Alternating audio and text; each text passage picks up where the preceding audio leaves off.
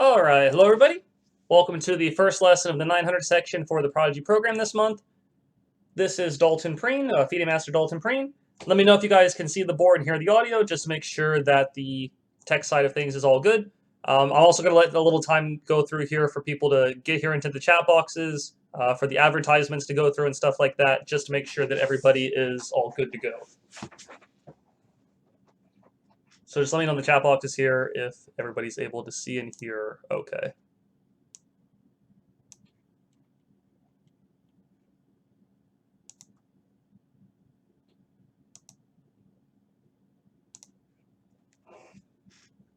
Okay, so I'm getting some thumbs up here. Audio video is good. Yes, we can see it.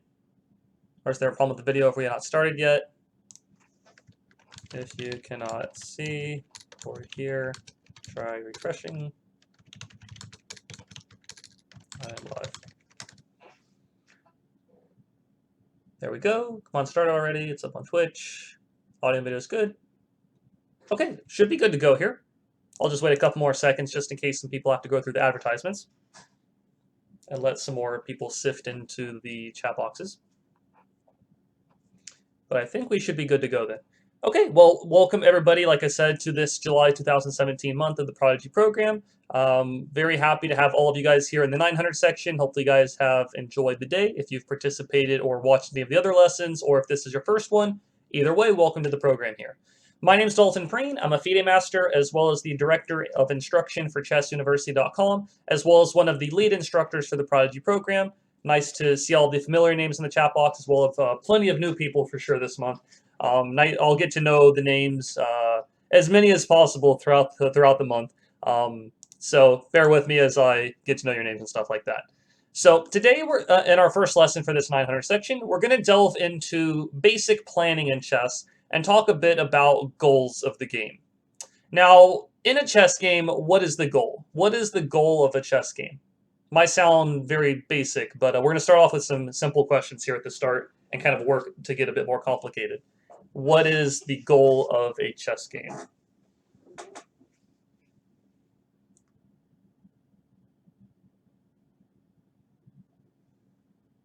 Oh, hey, Aditi. Nice to see you there.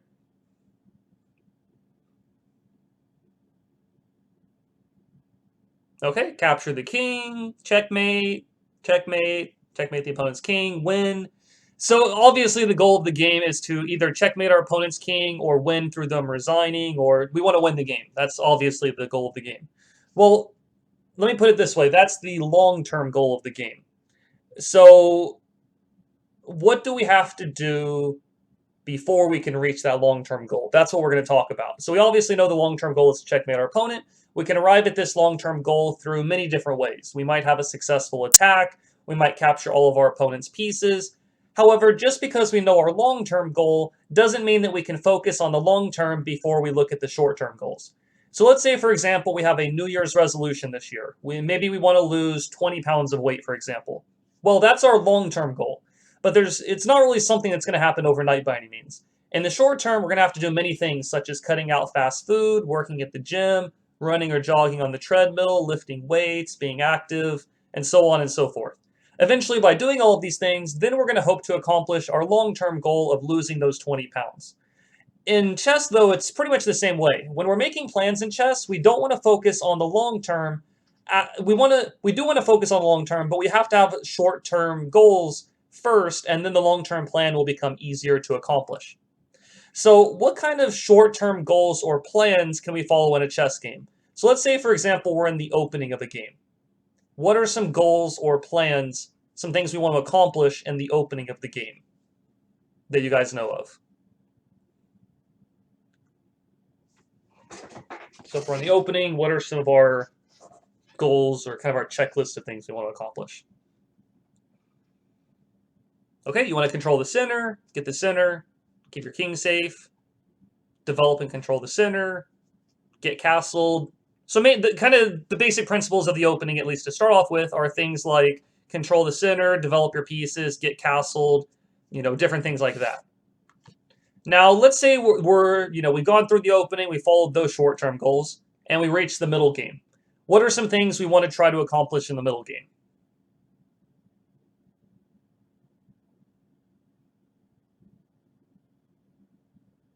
There's obviously lots of different things in the middle game. There's not just one thing, for example. But what are some different types of things, some kind of goals of the middle game?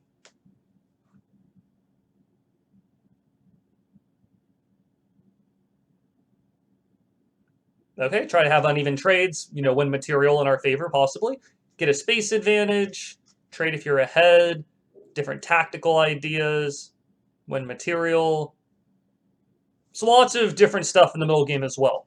Now, let's say we've made it through the middle game. We get into the end game. What are some things we want to accomplish in the end game? What are some goals of the end game?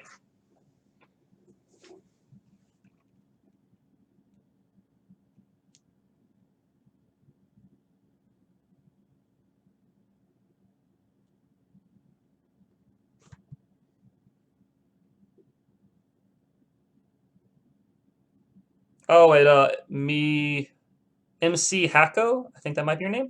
I don't have a video camera. I don't have a webcam on or anything like that. You're only hearing me.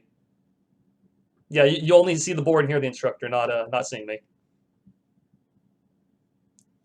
Okay, so some goals of the end game are things like checkmate, promote a pawn, simplify, push your past pawns, different things like that. So the main thing here is that notice how all of these are like short-term goals. Our long-term goal, of course, is to win the game, but we have to get good at these short-term goals and short-term improvements in our position to reach that long-term goal of winning the game. So that's what we're going to focus on throughout this lesson here. We're going to look at a lot of different positions. We're going to focus on what part of the game are we in, what are some like mini short-term goals we can work on, and how can that help us to improve our position. So in the previous months of the Prodigy program, I know many of you weren't in that, but I had typed up a list of possible short-term plans and shared them with the group. If you were here for that month, you might remember that list. For those of you in this July 2017 Prodigy program, you're going to get this list sent to you through email. I'm going to put it real quickly on the board here and just go through it briefly.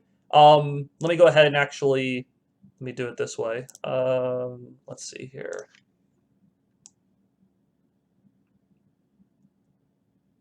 All right. So I'm going to put this over the chat box real quick. A little bit of a, let's see. I'm just going to, let's see here. Put it down a little bit. Okay, so this is obviously just, I'm not going to have this up for the rest of the lesson because it does cover the chat box. But here are some different examples of goals in the opening as well as the middle game and the end game. So this is just some different things to keep in mind here. So first of all, in the opening, we want to control the center with our pawns, develop our pieces toward the center, try to take control of as much space as we can, and get our king safe by castling. That's some of the opening goals we talked about. Then there's things in the middle game. Take over an open file with your rook or queen, different things like blocking your opponent's pawn, winning material, preventing counterplay. I'm not going to read the whole list. This will be sent to you through email, so don't worry about not being able to see everything at the moment. But lots of different middle game plans there. And then in the end game, there's also plans focused around trading pieces when we're ahead, getting your king active, trying to promote a pawn to a queen, and so on and so forth. So let me go ahead and uncheck that so we can go back to the chat box. So mainly, though, like I said, we're going to be looking at lots of positions throughout this lesson where we're going to be working on looking at these short-term goals, trying to make them happen in our positions, and how that can help us to get a better position, which will help us with our long-term goal of winning the game through checkmate or our opponent resigning or something like that.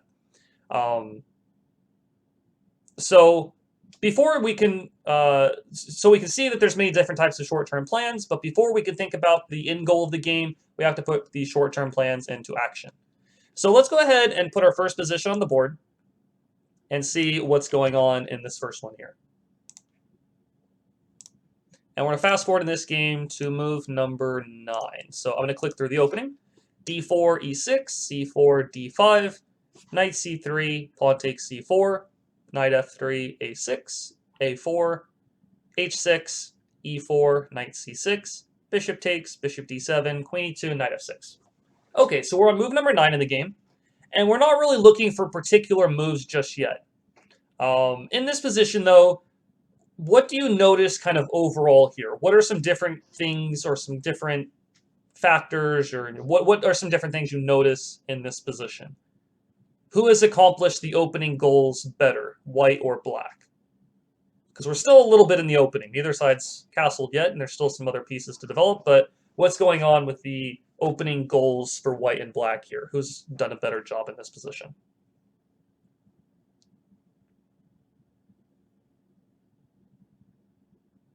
Okay, so you guys are all seeing it. White definitely has the better opening position at this point. White has pushed 2 pawns in the center. White controls the center very well. So 2 pawns out of the 4 squares in the center is pretty good. White has developed 3 minor pieces. Black also has developed 3 as well, but white can castle next move if he wants to. Black still has to move the bishop before he can castle. Black's bishop on d7 is blocked in a little bit. And black has kind of wasted a few moves with these h6 and a6 moves. Now, in this position, we want to figure out how to improve our position, how to kind of push forward in a way. We could just say, okay, let's just castle, let's develop our remaining bishop and stuff like that. But in this kind of position where we have the lead in development, we have a little extra space in the center, we've kind of won the opening battle in a way. So we want to start thinking actively in this position. We want to start looking for ways to punish our opponent for their bad opening play if we can do that. So what are some moves we might consider here in order to kind of push our opponent around a little bit? In order to harass them, try to kind of call the shots, and push our opponent back maybe. What are some moves you might think about in this position?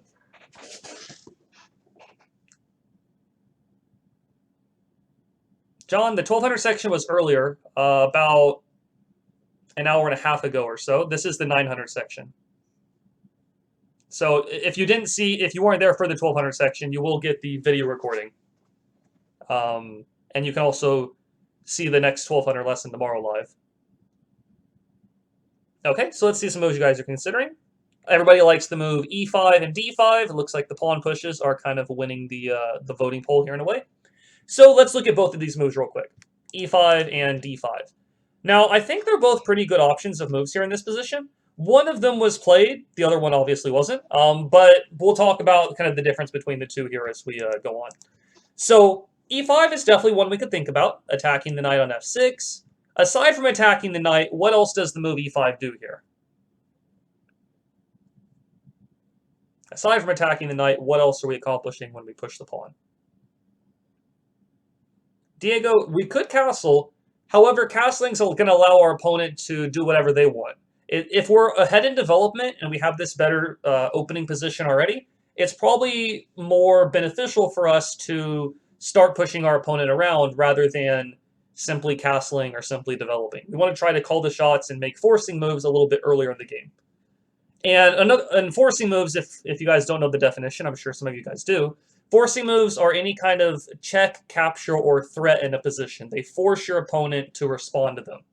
If you check your opponent, they have to answer the check. If you capture something, they probably want to capture back. And if you make a threat, they probably don't want to let you execute the threat. Okay, so aside from attacking the knight here, which is definitely true, we're also gaining a little bit of extra space. We're freeing up maybe the e4 square for our knight one day. And we're kind of pushing black around a little bit. So first of all, I'll say there's nothing wrong with this move e5. This isn't a bad move by any means. It wasn't what was played in the game, but it's still a perfectly good move here. And they're static with the fact, I believe it was type out the acronym, what it meant for everybody, because I think you were the one that came up with that earlier. So in the game, though, white chose to make the move d5. Now, the difference between this is that d5 is also forcing an exchange of pawns. Why would exchanging pawns benefit white here? Why would black... First of all, if black takes, in a general sense, why is exchanging pawns going to be beneficial for white in this position? And also we're pushing the knight back, but just in a general sense, why is exchanging pawns going to favor white? Okay, it does open up a check. The queen hits the king if black captures and we capture back. The main thing, aside from even the check, the main thing here is that it opens up the king in general. We're opening up lines for our pieces by trading pawns. And whenever you have a better opening position, usually if you have a better lead in development than your opponent, if you can trade pawns and open up lines for your pieces, that's kind of an example of a mini plan, of like a mini goal in the game, a mini goal in the opening. If you have a lead in development, look to open up the position. That way your better developed pieces can funnel into your opponent's position easier. You can get into quicker attack. You can win the game earlier sometimes. So for example here with d5, let's say black takes the pawn, we take back with discovered check. Now black should definitely drop the knight back so that he doesn't lose the knight. If he blocks with any other piece, we will just capture the knight for free. So black should probably block with the knight. Now what's wrong with black's position when the knight goes to e7? His king is opened a little bit, but what else is difficult for black here?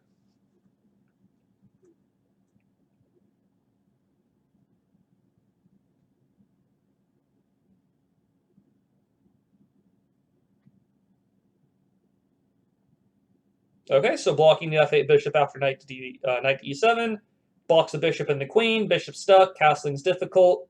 Exactly. So notice how we've improved our position here. We have an easier time. We can castle right now if we wanted to. We can continue to attack if we want to as well. We've made it really hard for black to develop by making this one simple pawn push in the center. Notice how if we don't make the move d5 or we don't make the move e5, if we just decide to castle here, black is going to get to develop. If we just develop our piece ourselves, black castles, and black is not really that bad off in this position. White's still a bit better with the extra space in the center, no doubt about that, but black is not doing that bad once they get to castle and develop and stuff like that. Instead, though, we're taking the fight to black a little quicker, and once the knight blocks on e7, it's just a very uncomfortable position for black here. White could continue with things like maybe even knight e5. Maybe knight e5, and what might even be a threat of white's in this position? How could white, let's say black makes some random move here. How could white start a really strong attack or continue with this strong pressure in the middle of the board? Yeah, we'll look at knight b4 in a second, Narmag. That was actually the move played in the game. We'll look at that in a moment, though.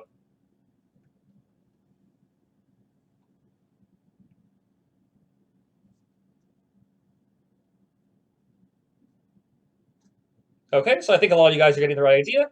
So in this position, there's a critical square. This is something I talked about in the 1200 section, if anybody, in the 1200 lesson previously, if anybody was here for that one.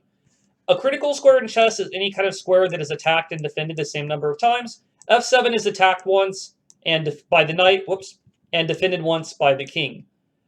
Now, the best thing to do here is just to go ahead and make the move d6. We open up another attacker on the f7 square, this bishop, and we're also attacking the knight on e7 at the same time.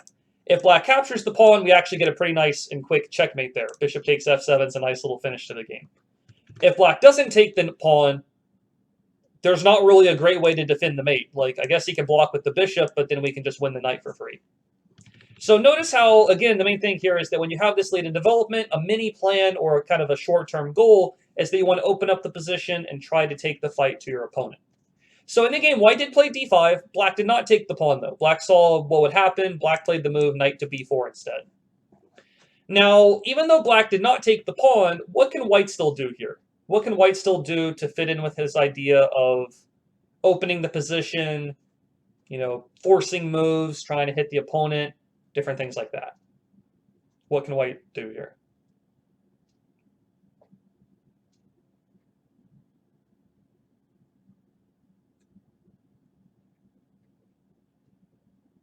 e5 is not a bad idea by any means. Yep, there it is, static black. Fact, the forcing fork and critical checks tactics idea.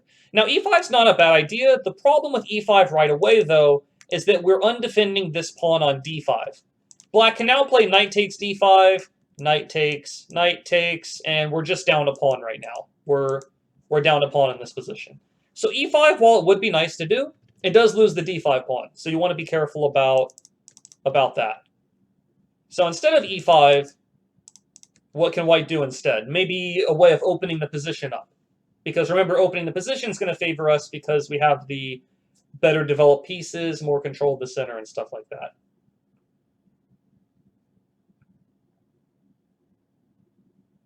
Okay, knight e5 is not a bad move either. Knight e5 was actually played a move later in the game. White first decided to capture on e6.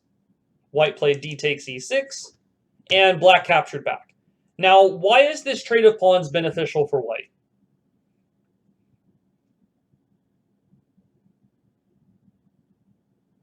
Why is this trade of pawns helping white out? Or why is this hurting black in the process?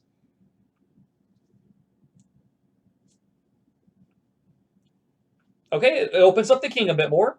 Now there's this whole light square diagonal pointing straight at the king. So the king's not feeling the safest on this e8 square. That's definitely true.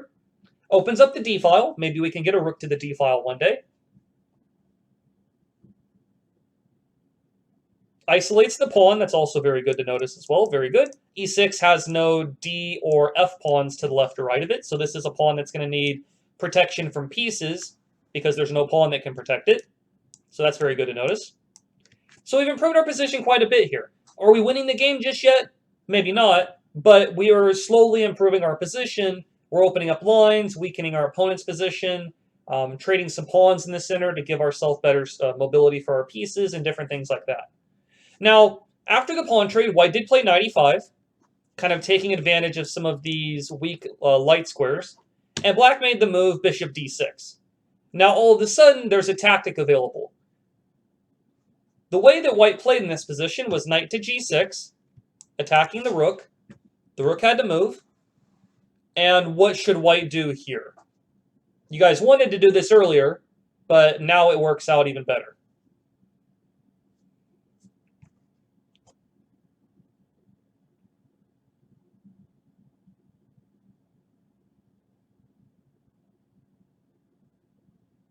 We can't do queen h5. Queen h5 would be nice to set up some discovered checks, but the knight covers the h5 square, unfortunately. So we can't go there just yet. Maybe a little later if the knight disappears somehow. But the move we can do here is e5. There you go. Forking the bishop, forking the knight, attacking both at the same time. And we're going to win a piece no matter what black does. Black took the pawn, white took back with his knight, and now white is simply ahead. He's down a pawn, but he's up a piece. So white has a material lead in this position. And he still has a strong attack. The attack on black is still very scary for him. Now, let's say in this position, let's say ignoring the attacking part of it, we have a material lead. We're up a piece for a pawn. What are some things that you want to do when you're ahead material in chess? What are some maybe short-term goals or plans that you might have heard of before? When you're ahead material, what do you want to do?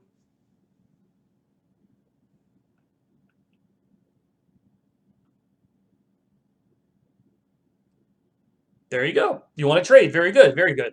So when you're ahead material, you want to trade.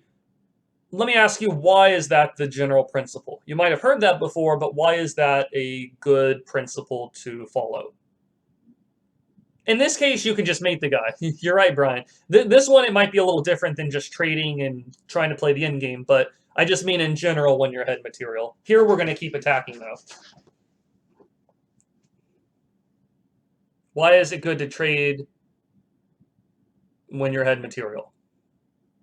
I would say like 9 times out of 10. Okay, advantages in the end game. Advantages of the end game eventually leads to a winning end game. You'll reduce down to an end game where your advantage is worth more. Balance of materials more significant in the end game. Okay, very good. You're exactly correct on that. I kind of like to equate it to if you play like sports, for example. Let's say you're playing basketball, maybe, or soccer, whatever sport you're playing. If you have a 5 versus 4, one team has 5 players, the other has 4. Sometimes the 4-player team can be good enough that they beat the 5-player team. But if you get down to a situation where it's 1 player versus 0, the 1 player is never going to lose to no players. Like, the 1 player is always going to beat the no players. So that's kind of how it is with simplifying to the end game. When you have a material lead and you trade down into the end game, you reduce your opponent's ability to counterattack, you reduce the counterplay, and it's just simpler to win in the end game. Now, in this example, it's going to be a little different. The king is still very unsafe here, so we're actually going to continue attacking. We're not going to talk too much more about the rest of this game. I'll just kind of click through the next couple of moves. But white goes on to win here pretty straightforward. White took the bishop, then took the pawn on e6, took the rook on g8, and white is just up an entire rook at this point and went on to win pretty simply here. Just eventually look for some trades. I think white actually got a checkmate a little bit later in this one. Let's see here. Yeah, the checkmate comes a little later. I'm not talking about all these moves. Yeah, the checkmate's going to come here. Rook takes c7, then rook takes c7 is a checkmate there. What elo is this game? Black was a player about 1,100, maybe 1,000, somewhere around there. And white here is actually myself. This was a game I played back 2 years ago, I did a challenge on chess.com to raise a 800 rating level account all the way up to about 2,000. I think I got to. I played players of all different rating ranges, and this was one of the games I played 2 years ago against a player of your, that would be in your rating level. I would say it's not exactly fair.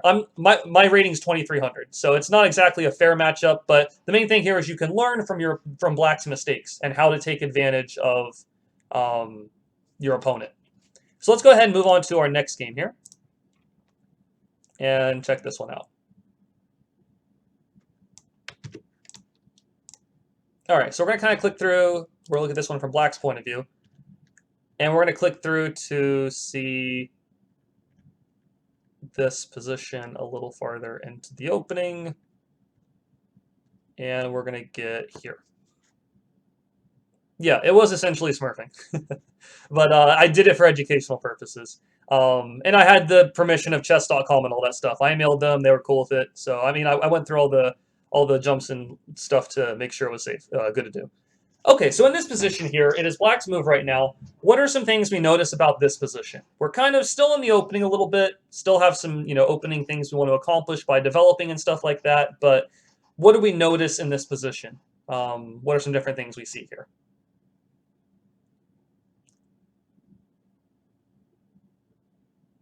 Yeah, I appreciate Ryan or Murfinski putting in the link there to my YouTube channel. I had over 100 games on there, but I'm not here to advertise that by any means. But it was a fun challenge for sure.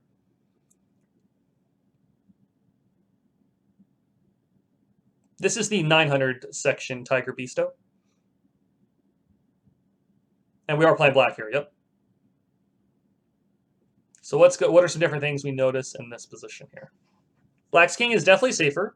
A little bit more pawn cover around the king. I wouldn't say White's king is unsafe, but relatively Black's is a little safer. Black does have limited center control. You're correct about that. White's pawn structure is a little messed up with the two isolated pawns on c2 and a2. You're correct about that as well. Castling will happen on the king side for both players. Black's bishop is controlling the long diagonal. Black's pretty cramped. Black is underdeveloped. So White has more material. Black is actually the one that's up a pawn right now. White is missing. White has 2 pawns on the. White has, 6 pawns and Black has 7. So Black is actually up a pawn right now. So in this position, one of the main things we're going to take into account, again, is this material lead. How can we take advantage of this material lead? So what are some move options here? Well, first of all, we mentioned the plan when you have a material lead earlier. You want to try to trade pieces, try to simplify. How can Black make a move here looking to simplify in this position? Maybe looking to trade pieces, maybe looking to offer a trade or something like that.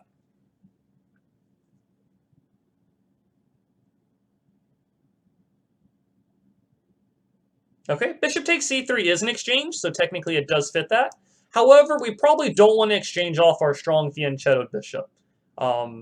We have to be a little careful here. I don't think we're going to go for that exchange, but there is a different exchange we're going to look for pretty soon.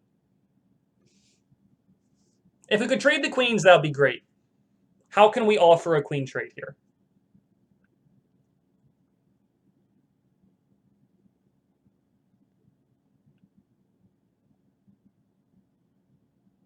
Okay, so queen b6, very good. Queen b6 was played in the game. Black is simply offering a trade of queens. White does not want to trade queens because White is behind a pawn. So White kind of has to move away. White has to avoid this. So White played queen c1. Black went ahead and developed the knight. We're going to fast forward another move or two here. And we reach this position here. Now White made the move bishop h6 in this position. Even though bishop h6 is a common move to attack on the king side, what is not so good about bishop h6 here when White makes this move? How is this helping Black more than it's helping White?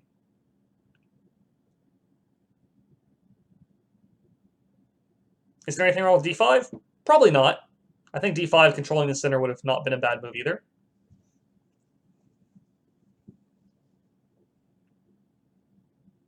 Okay, the c3 knight is undefended, so you have to be a little careful about that. Trading when behind, that's the big thing here. White is looking to trade pieces when he's behind a pawn. Black here is fine with this. Black is going to be perfectly fine with this exchange of pieces, considering black is ahead material.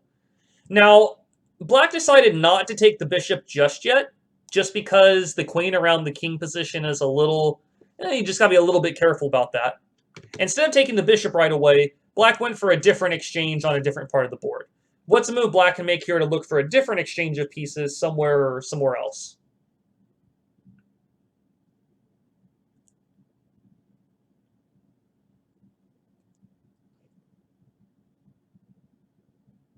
Okay, so Complex has it.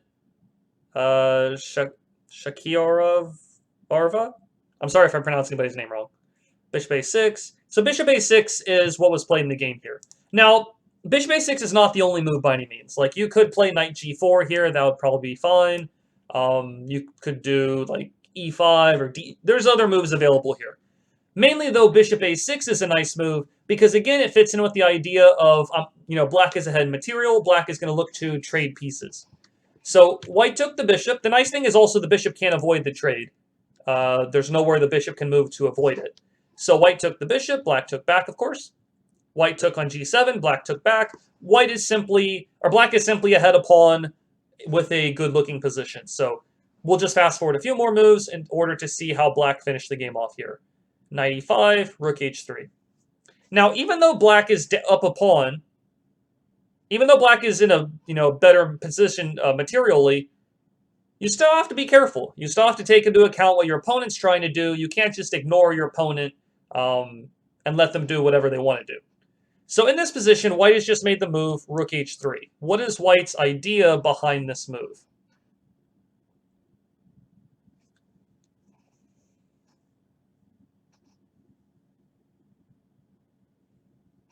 Yeah, knight takes e4 didn't work earlier because white could take back with the knight, and you just lose a piece there. So that didn't work out earlier. Okay, so he's planning to play queen h6 check. The king moves somewhere, queen takes h7. He's threatening to win the game pretty much with queen h6. So even though we're up a pawn, even though we have a better position, we can't just ignore what our opponent's trying to do. So black made the move h5, blocking off this queen h6 move, because the pawn's in the way now. White played f4, attacking the knight. Black moved the knight to the g4 square. White played f5, trying to keep the pressure up on black's king. But white has made a fatal mistake. How should black finish off the game here? Remember looking for your forcing moves. Keep that in mind. How can black look to finish off the game pretty quickly?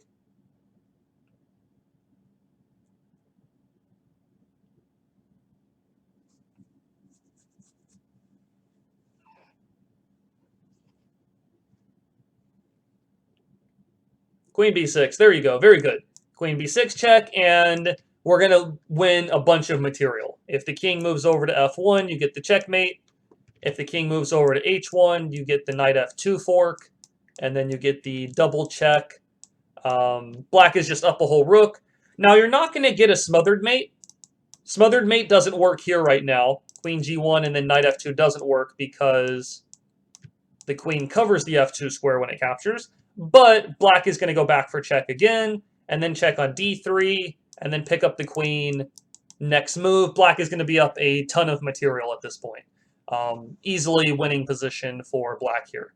Now, notice how black had to follow some plans, some, basic opening plans, some middle game plans of exchanging pieces and stuff like that, and looking to activate and make threats. Black had to follow some of these mini plans before they could accomplish the big goal of winning material or checkmating the opponent.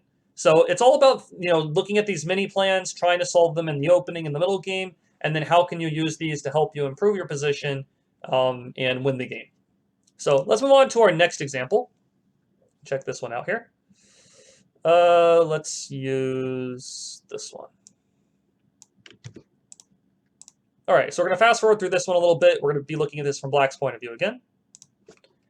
We have the Sicilian defense. We're going to kind of click through the opening a little bit. This one's going to focus a bit more on the middle game rather than the opening. Fast forward a little bit more, and we get to this position. Okay, so we're in the middle game here. Both sides have castled. Both sides are relatively, well developed at this point. And white has just made the move h4. Why do you think white is making this h4 move?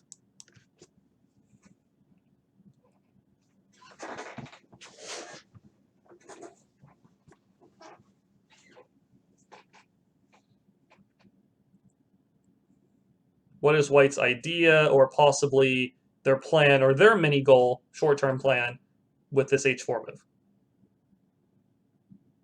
Okay, they want to attack, maybe do a rook lift. They want to try to make a pawn storm on the king side. So maybe black is or white is looking to simply push the pawn up the board and open up black's king. I think white's looking to attack here possibly. So Brian has a good point here. Opposite side castling demands kingside attacks or demands attacking in general. So white has started his plan with h4. White wants to attack. What do you think black should do in this position? That's part of the question here. Obviously, our long-term goal is still to win and checkmate. You know, that's a long-term goal, but we have to follow some short-term goals before then. So what would you do if you were black here? We don't want to get overly scared or overly worried about white's attack. If we can ignore it, that would ideally be the best thing. Or if we can beat him to the punch in a way, if we can attack before him, quicker than him, that would probably be better as well. We don't want to start moving pawns on his side of the board. We'd rather play on our side of the board where maybe we have the advantage. So what might be a way for us to do that?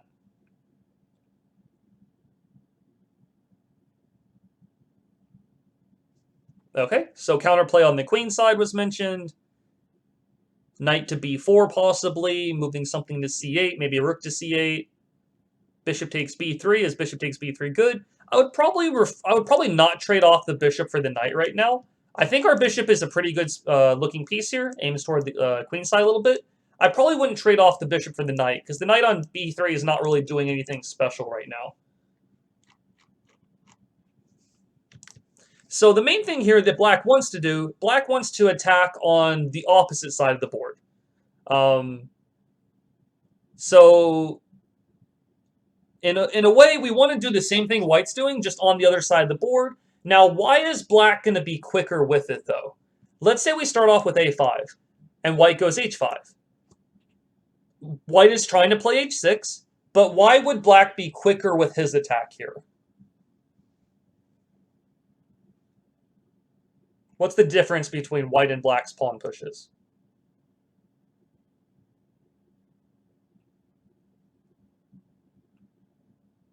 Okay, we get a tempo on the knight. We force the knight to move. That's exactly it. We play a4. If he goes h6, we can just take the knight. So he has to move the knight somewhere. He says, like, knight d2, for example. And then how might we be able to push forward with our attack? What might be some other moves we think about here to continue the pressure on white's king?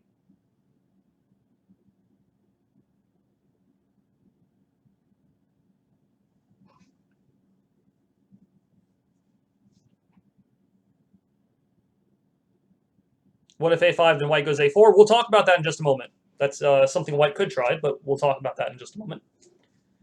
Knight to b4 could be an option, attacking the a2 pawn. Maybe white plays a3, though, and then we have to move the knight backwards.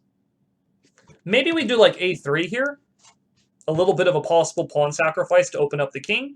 If he doesn't take the pawn and pushes forward, I can already imagine my queen getting on the b2 square somehow. Like, his king is not looking very safe here at all.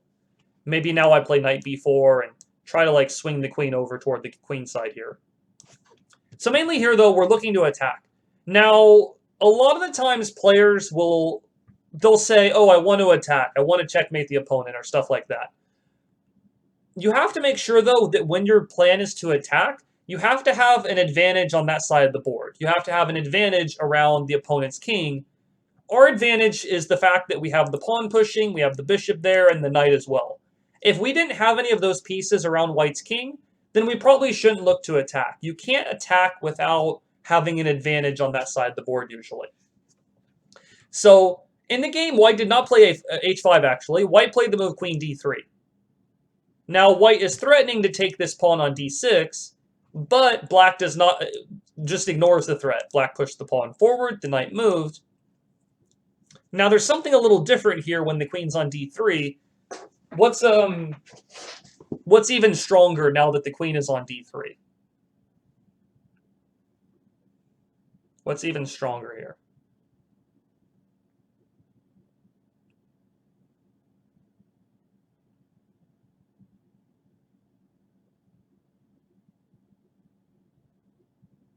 Okay, knight b4 picks up in strength here.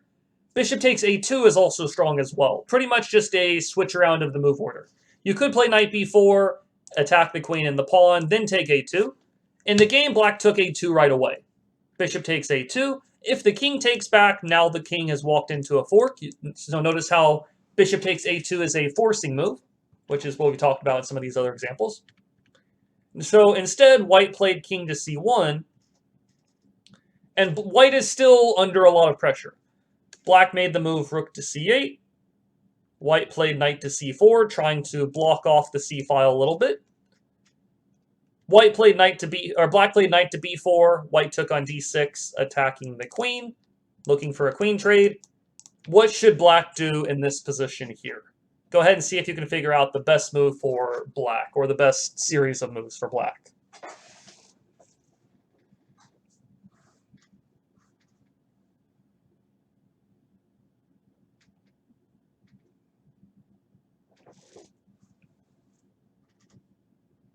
Yeah, rook d8's possible, I guess, but rook d8's more of a defensive move, and black wants to keep up the threats. Black wants to keep the fight on white and not give him time to set up a defense. So if you're on the attack, you want to try to stay on the attack as much as possible without making a defensive move.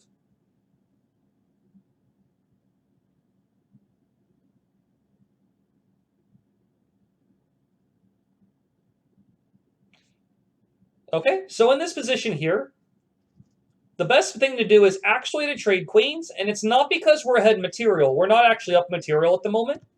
We won the a2 pawn, but we lost the d6 pawn, so it's actually even at the moment.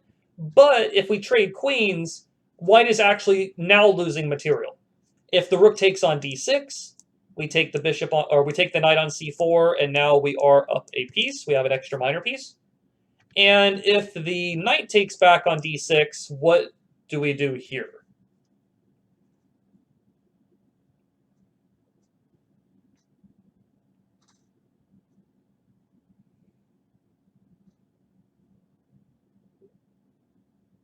Rook takes c2. There you go. We just crash through with the attack. The knight's out of the way. Rook takes c2, as the computer confirms, is a nice little checkmate here because the bishop covers the b1 square.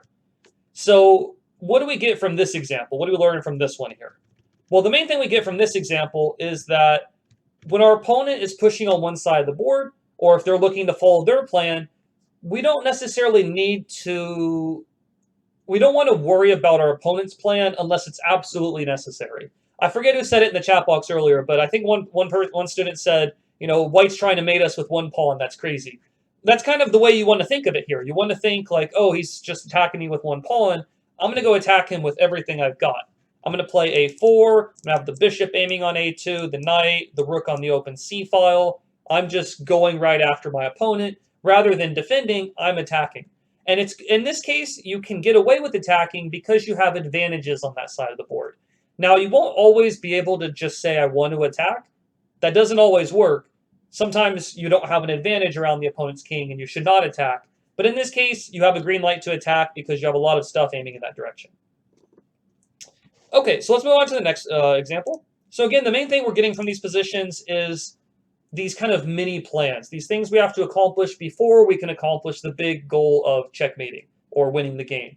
Different things like winning material and then trading material to reach the end game possibly. Or different things like attacking your opponent. You have to make sure you have the good amount of pieces on that side of the board. Or if you have a lead in development, look to open up the center. Like I said, you'll get that big list of short-term goals and plans from the middle game, opening, and end game sent to you through email later. But we're kind of just going over the different situations through these positions. So let's go ahead and look at our next example here. Put this position on the board.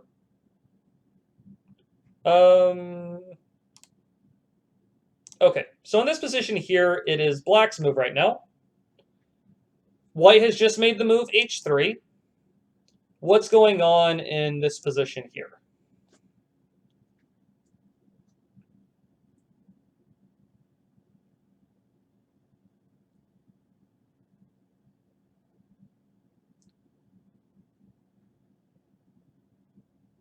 Okay, so simply an attack on the bishop. That's pretty straightforward right now, hitting the bishop on g4.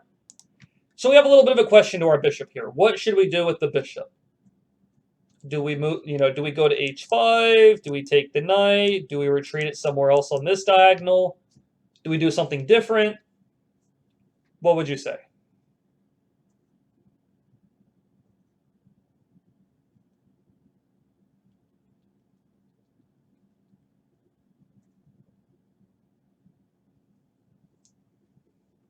So a lot of the time when we're taught these kind of positions, our opponent attacks our bishop that's setting up the pin.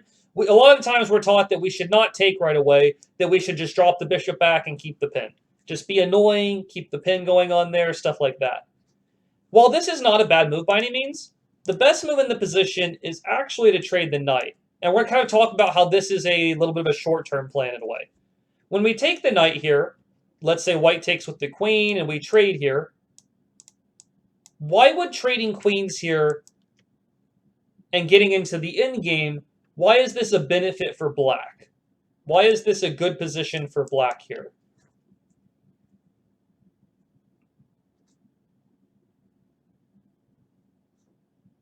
Okay, it does double the pawns. That's definitely true. Are doubled pawns a good thing or a bad thing? In a general sense, let me phrase it that way. Are there times where doubled pawns are good? Are there times where doubled pawns are bad? Or are they always good or always bad? Maybe I should word it that way.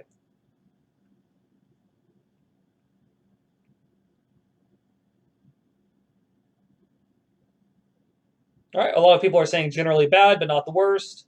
Some people are saying depends. So it does depend. It really depends. A lot of the times they won't be that good, but there are plenty of examples of doubled pawns being very strong. In this particular spot, they're not strong. Let me put it that way. These are not strong doubled pawns. So aside from getting the doubled pawns here, why else is this endgame better for black?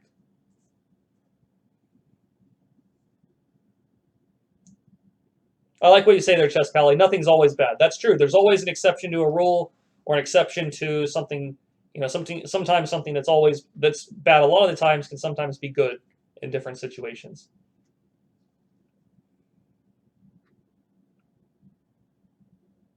One pawn advantage. It's actually even material right now. Both sides have 8 pawns. White's bishop is out of the game. That's the big problem here. This bishop is pretty much locked out of the game at this point. If it goes to h2, it doesn't matter. But where is it ever going to go? It can't go to f4 and h4. It can't go back this direction because the doubled pawns are in the way. So pretty much, in a way, it's like black is going to be playing up a piece in this endgame. So the reason that trading queens is good here, it's not because we're ahead material. It's not because we are like just looking to simplify so much. It's more so because the bishop is really bad, and we're essentially playing up a piece in a way. So the way that this game could go on, for example, is things like we might play the move f6 to solidify our pawns, and we're going to try to push on the queen side probably. We probably want to play on the queen side here. Why would it make more sense for us to play on the queen side rather than the king side?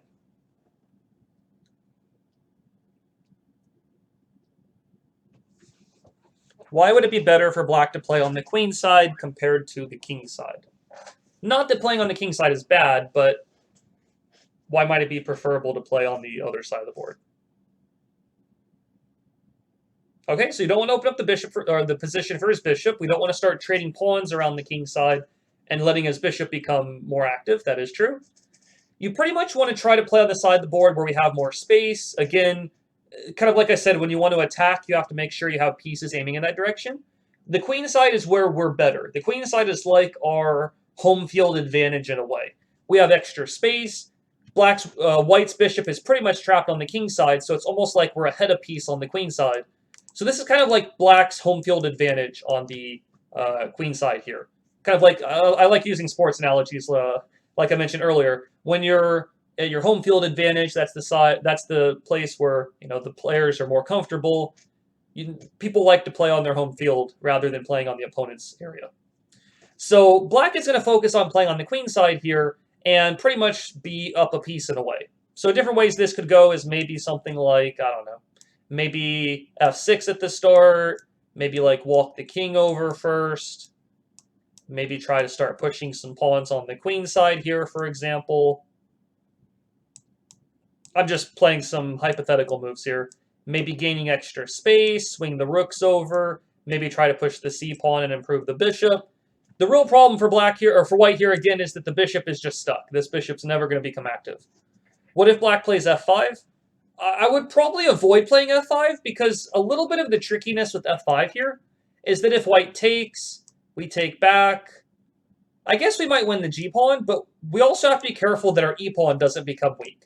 We kind of give this white bishop a job now. This bishop now has the job of attacking the e5 pawn. Maybe white plays king g2 first, and then rook e1 or something. Something like this, for example. And now we have to be careful about our e-pawn. He might double up his rooks, and now we have a weakness. Instead of that bishop being useless, that bishop actually has a function or a purpose now. Okay, so the main thing, though, is that slowly improving here, looking for trades that are going to benefit you, and then playing on the side of the board where you have the advantage. That's the main thing in this situation. Okay, let's move on to our next example and see what is going on in this one.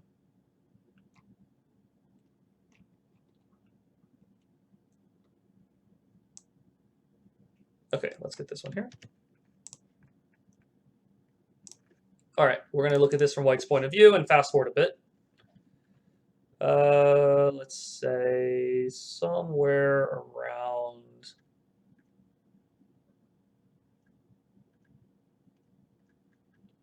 Let's say somewhere around here. Okay, so in this position here, it's white's move right now. What is going on in this position? Clearly, we saw that queen move around a ton, so there's probably something wrong with this position here for black. What's going on in this position?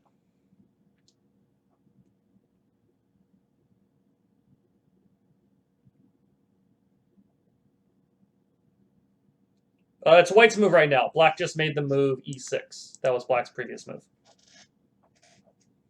Okay, white does have the ideal center. Once again, white's done pretty good with that. d4 and e4, similar to the very first example we looked at. Black's queen is in some danger. Not a real way for us to attack the queen right now, but the queen is definitely lacking on squares. Not too many places to move the queen to. Queen side is busted wide open. We have the rook on the b file, so that's pretty good. So part of my question here for you guys is, what area of the board should we play on? Should we play on the center, the queen side, the king side? What do you think?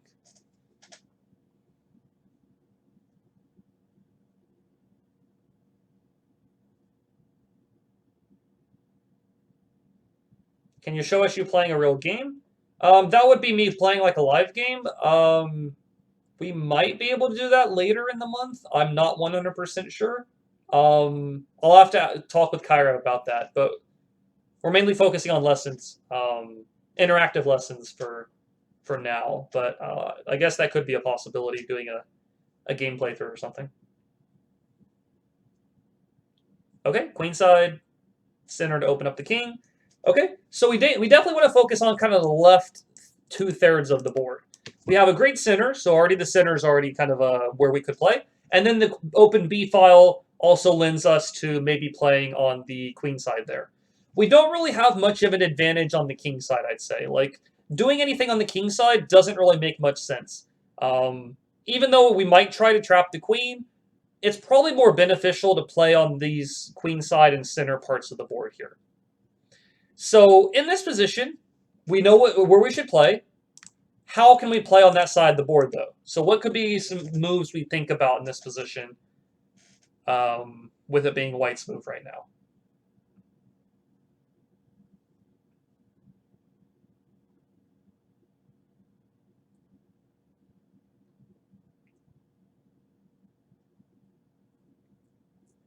Okay, so some people like the move e5. Some people like knight to d6. Other people say bishop e2 or bishop f4. e5, knight d6. Okay, so let's talk about this real quick. If we go e5 and then knight d6, what's the difference between going knight d6 right away and versus doing e5, making the knight move, and then doing knight d6? What's the difference there?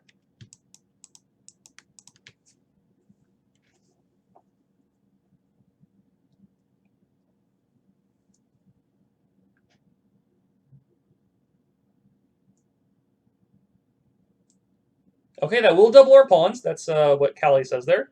Or K-Hall YX. Kahali. Um, the Dark Square Bishop covers d6. Well, we also have our g3 Bishop covering d6 as well. So knight d6 right away doesn't lose a piece or anything like that.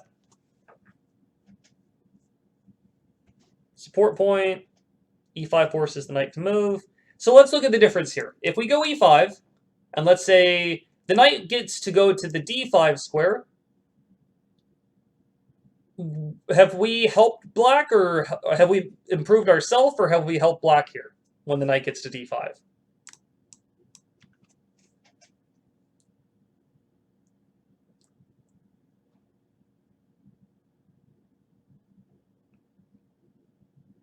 Yeah, I would think this helps black out. This knight on d5 looks pretty strong all of a sudden, attacking c3, which would be a fork on our pieces. If our knight disappears, it could go to e3, which would also be a fork on the queen and the bishop. If anything, we've helped black a little bit.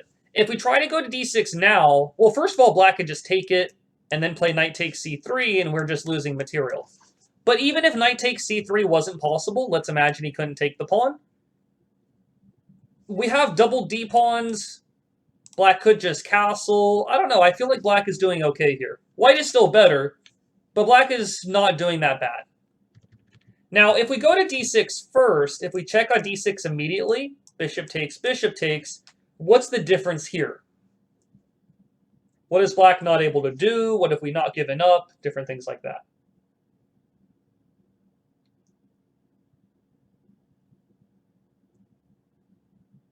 The double d pawns are not bad. That's actually a situation, like I said earlier, remember how double pawns are not always bad. That would actually be a one where they're pretty good. But I think this position is a little stronger. Why is this better? There's a big reason why this is a problem for black. Can't castle. There you go. You guys got it. So the king cannot castle. Notice how we're kind of improving our position, and we're also making it hard for our opponent to improve their position. Black can now not follow the basic principle of castling their king. If they try to play bishop d7 and castle queenside, what can we do against the move bishop d7? What can white do right now if the bishop goes to the d7 square?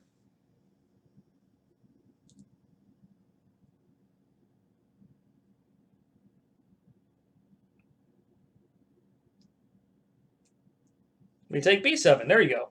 The pawn is undefended. The bishop was protecting it, and now it's not protected, so white could just take the b7 pawn. And the king is, if he castles now, I mean, he just gets mated. That would just be a really, really silly decision. So white has a very strong position all of a sudden when the bishop gets to the d6 square. Now, in the game, black played the move king d7. Probably not the best move, but it's kind of hard to recommend anything good for black. If the bishop moves, you lose the pawn. If the knight moves, it can't really go anywhere special. The queen is still kind of stuck.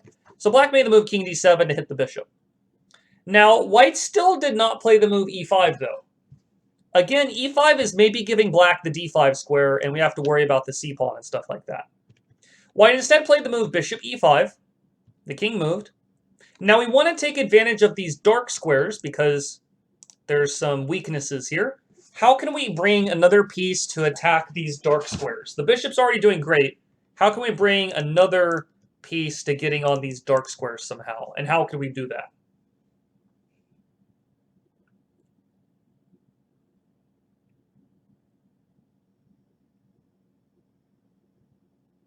Okay, get the queen out. The queen would really like to get to either the a3, b4, or c5 squares. So in the game, white played queen c1, but queen a4 is perfectly good. Queen b3 is also good. All of these moves are aiming to get on one of these highlighted squares. In the game, white played queen c1, bishop to d7, check on a3, picked up the pawn on b7, and black is just completely dead at this point. Can't castle, down a pawn, white's pieces are much better.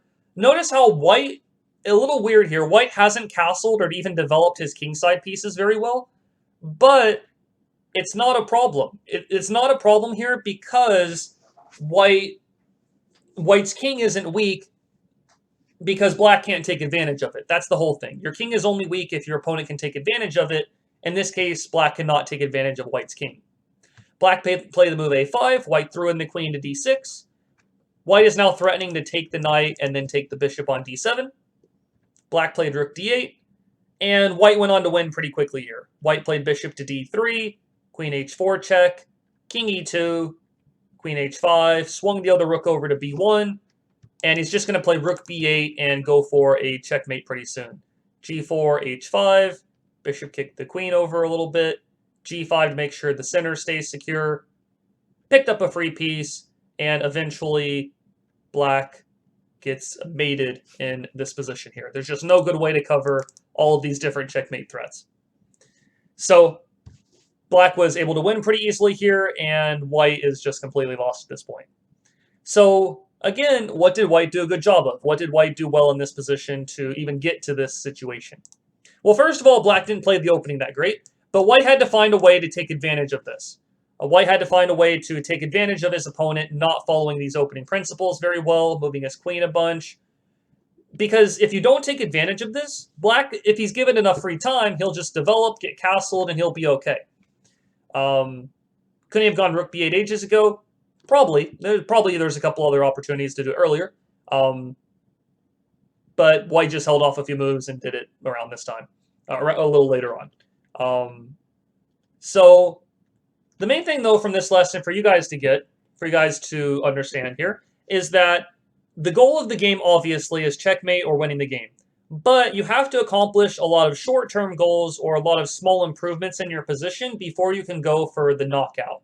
A good principle to keep in mind, this is, I forget who said this quote, but one player said that tactics or attacks come from good positions. They flow from good positions.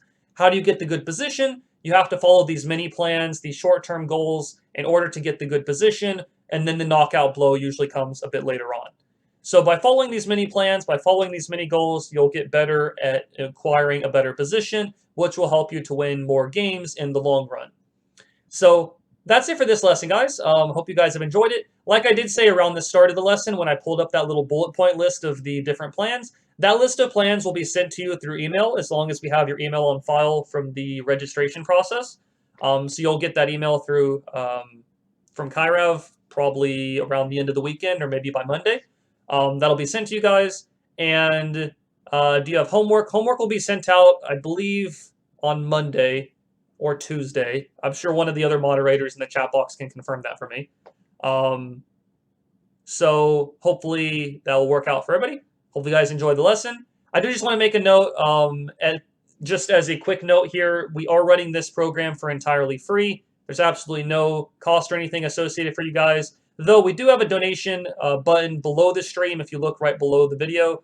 If you're interested in donating, it's not required by any means. It's completely voluntary, but it would be appreciated. But if you don't want to donate, that's also perfectly fine. Just wanted to throw that out there. So that's it for me, guys. I'll see you guys around in a future video or lesson for the Prodigy program this month. Let me let you guys know the schedule real quick for tomorrow. Today, this is your final lesson for today. The first lesson for you guys, or the one lesson for you guys tomorrow for your 900 section is at 1:30 p.m. Pacific time. That's going to be with FIDE Master Arnie. He's going to be talking about time management and understanding what matters most in the position. So I'm sure you guys will enjoy that lesson. If you guys have any other questions, there's some moderators in the chat box that can probably help you out. That's it for me, though, guys. I will see you guys around in a future video or lesson for the Prodigy program. Hope you guys have a good rest of the week, good rest of the day, and welcome to the July 2017 Prodigy program. I'm sure you guys will enjoy it. Hope you guys have a good time. Bye-bye.